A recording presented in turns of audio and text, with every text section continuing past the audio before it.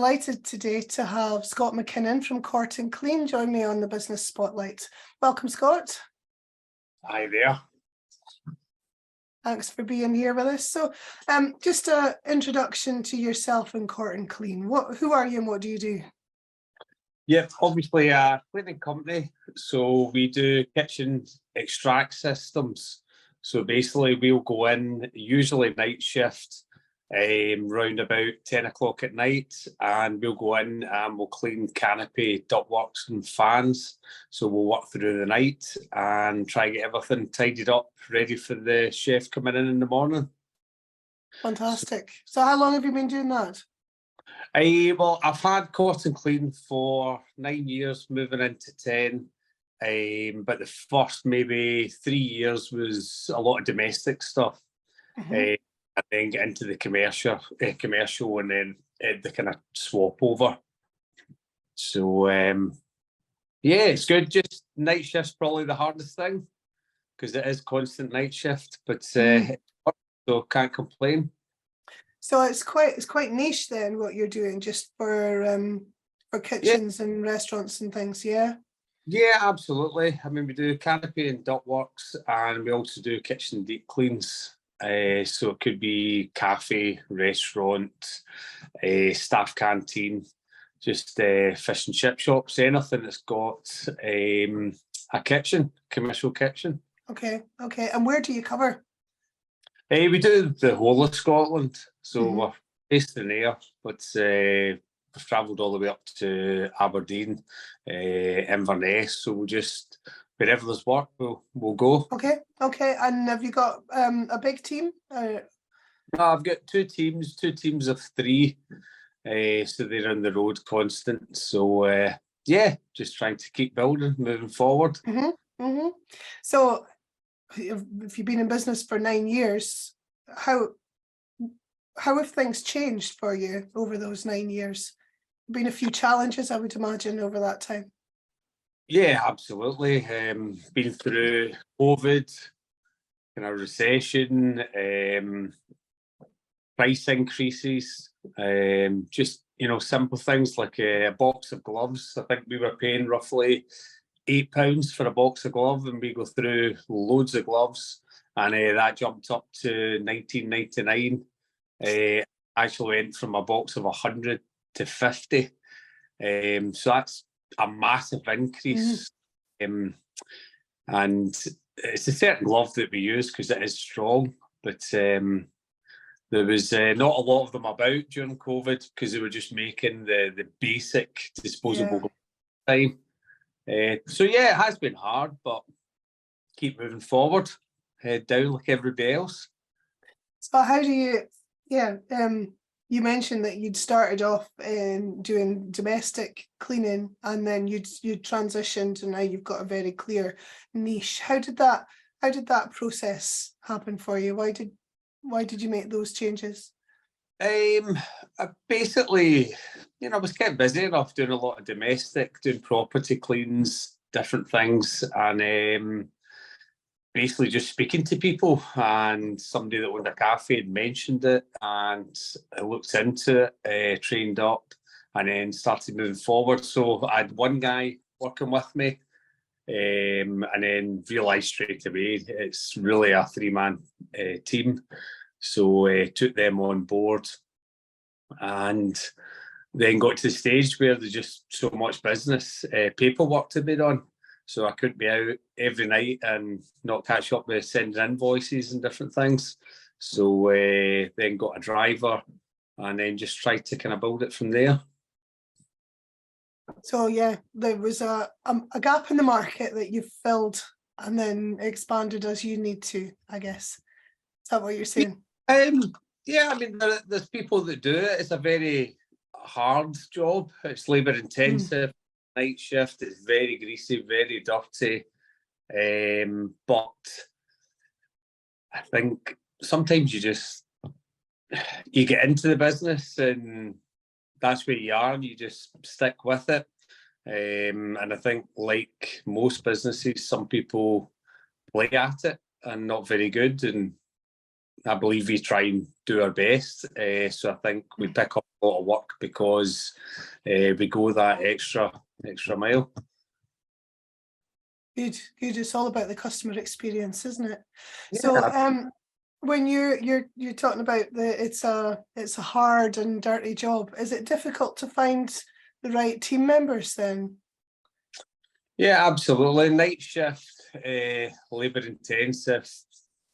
I think when you take somebody on, they need to kind of give a bit of time, because it takes time to train somebody up and get the speed, and making it easier for them. And a lot of the young people nowadays don't give the time. They just want a quick fix, and it is hard. But yeah, we've got some good guys at the moment, and fingers crossed, keeps going.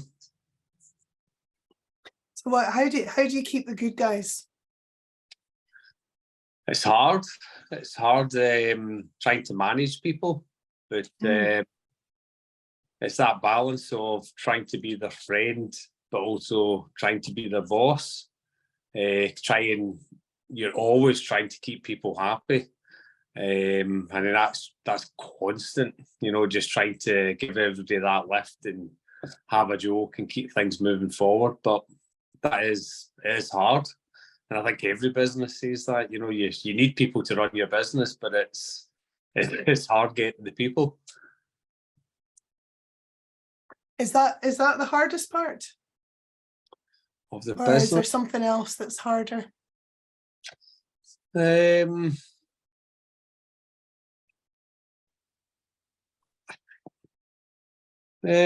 that's probably a third of the problem. I think people should always, I think, pay more for a good service. So trying to get people to pay more.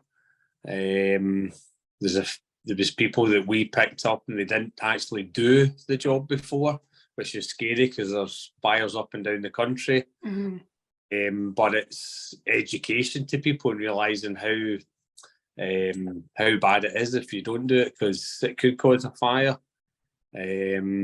So yeah. So is it finding the right customers? Is that where you're coming from there with one of the hardest parts? Yeah, I mean, we've done customers before, and you go and clean it. Yeah, we'll keep using you, and they don't use MD. That's their cleaning lasts for years.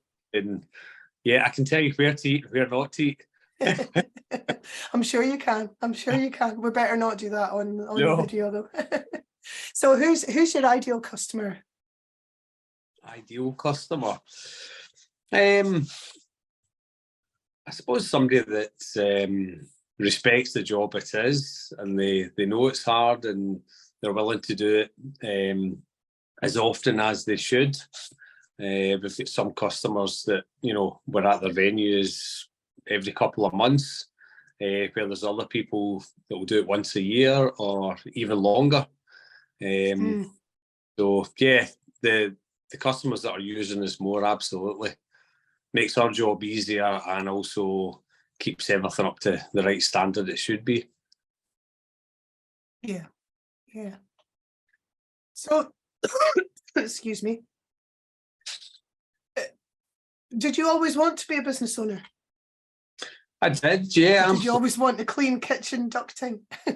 Was want to clean? No, and I fell into that, but yeah, I always wanted to have my own business and give it a go. I think you've got to give it a go once, haven't you, and just see how you get on. But I think once you start, you just keep going. So what have been the biggest learnings in business and in life? The biggest learning? Yeah, I wish I'd done it when I was younger. I think it's harder trying to start a business as you get older. Maybe you've got a mortgage, you've got kids, you've got a wife. It is a lot harder, so doing it younger. But yeah, customers, people paying, that's a hard one. and it's always the same people that just do not pay when they should be paying.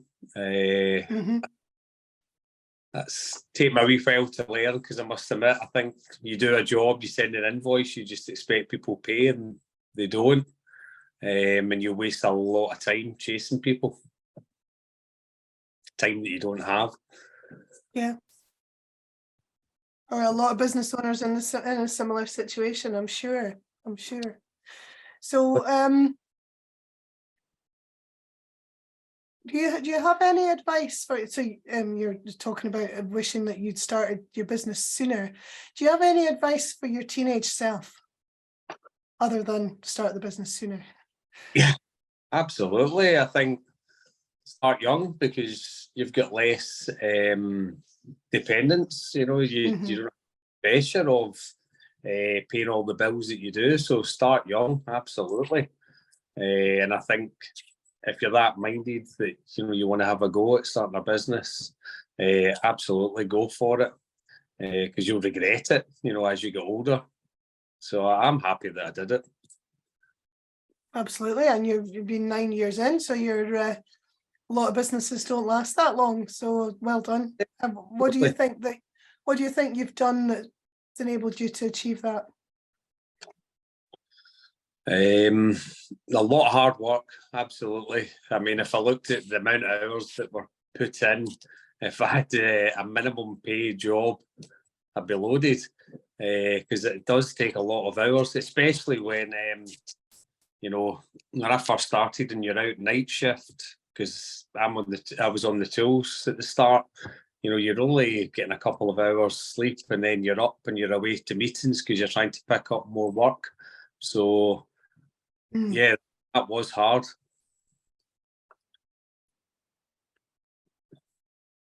How long did you manage to do that for? I think that must have been about 3 years. 3 years, and then it got That's too a long much. time. Yeah. And that's where we got somebody else in, and it just gave me more time to move away and do paperwork and chase more work. So yeah, it can be a balancing act sometimes.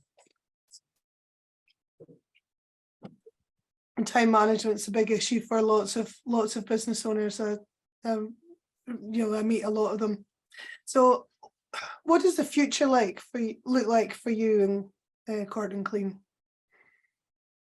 Just want to keep doing what we're doing, and try and get the third team, and just keep driving it. I believe we're good at what we do. We're tidy at what we do. There's no mess left, where customers are always moaning about other companies leaving mess everywhere. So I think we are good, and we've just got to keep driving forward and just keep building. So in the next 5 years, how many teams will you have? That's a good question. I don't know. I think if I could get another team and have a contracts manager going round the jobs, it would release a lot more time for myself to then push forward. So certainly that is the goal, to get it to that stage where somebody's managing, because at the moment I'm doing everything. So that's obviously why I'm speaking to yourself to look at help. Yeah. Yeah, so you're ready for that period of exponential growth? Yeah, absolutely. The basics are all in place. So I don't understand a lot. You speak to people, and a lot of people, they grow a business and they don't want to keep growing. But why would you not? The model's there, just keep moving it forward. Absolutely. Well, fantastic. So who's been the biggest supporter of you through your business journey? Biggest supporter? I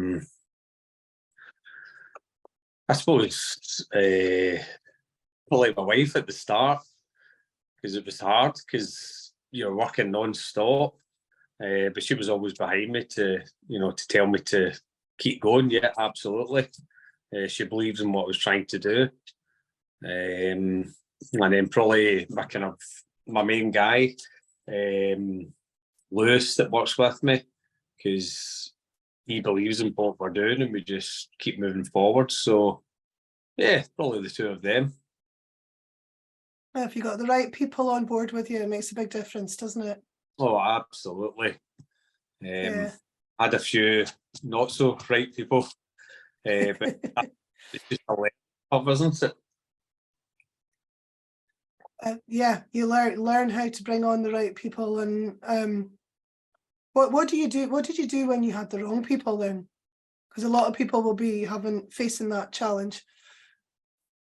I mean, I've got rid of people because I just know that it was causing more hassle and stress, and you were paying a wage for somebody that, you know, they weren't doing any effort at all. So it is a hard one. You know, it's hard to then make that decision to get rid of somebody, or, you know, do you need them because you still need somebody in your team? Do you keep them on? You know, that's hard because you don't want to then have to get rid of them and find somebody else, and you're hoping that they're going to mature, but sometimes you're best just to get rid and start again.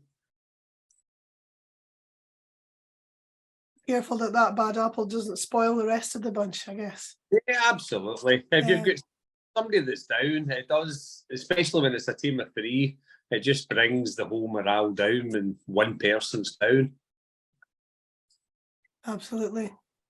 So yeah, if anybody who's watching wants to get in touch, that they want to find out more about the services that you provide, Scott, where will they find you? Question. We are on Google, but I know it's bad, but I don't do a lot of social media. Okay. And I basically just push word of mouth, and myself goes round a lot of restaurants, and that's how we've kind of built on our name, if that makes sense. I know nobody the right way, but that's just the way we have done it. Mm-hmm. Well, if it's working, yeah, don't knock it. So yeah, Google Corton Clean and you'll find Scott and his services. Thank you very much for taking part in the spotlight interview, Scott. It's been really nice talking to you. Absolutely, it's been good. Thank you.